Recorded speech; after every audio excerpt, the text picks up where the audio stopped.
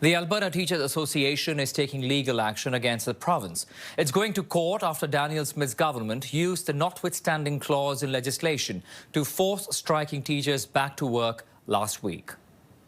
Teachers will ask the court to declare that the government's use of the notwithstanding clause was improper and invalid. Declare that the government's attempt to shield itself from judicial review through Section 14 of the Act, the so-called privative clause, is unconstitutional, as it seeks to prevent the courts from doing its job.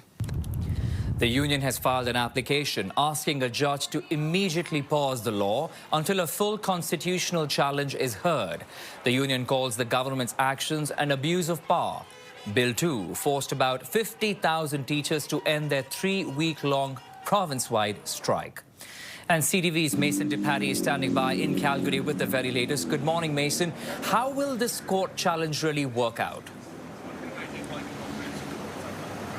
Well, Akshay, the move comes after more than a week of the Alberta Teachers Association really weighing out its options. As you heard there, it really can be broken into two parts. The first being that injunction to pause Bill 2, the legislation that put an end to their 3-week strike. The other, the broader challenge of the government's use of the notwithstanding clause.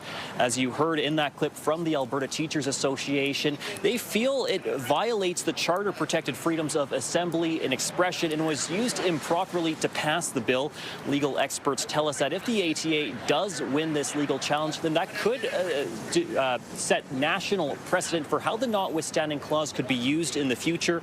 ATA President Jason Schilling admitted, though, that it is a bit of an uphill battle, but he says this fight's about more than contracts. It's about protecting basic freedoms. He adds that he is seeing support and donations from other organizations across the province right now.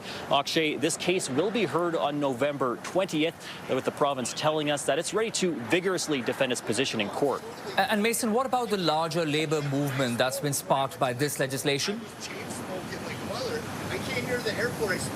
Well, the Alberta Federation of Labour is actually applying for intervener status in the ATA's legal challenge, but it's also testing the waters for a much broader general labour strike. It sent a text message found out earlier this week. AFL President Gil McGowan says almost 10,000 respondents said they would support a general strike to oppose the, quote, UCP's attack on workers' rights.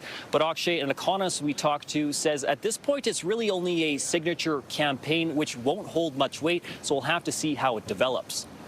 All right, we'll leave it at that for now. CTV's Mason DePatie reporting from Calgary. Mason, thank you.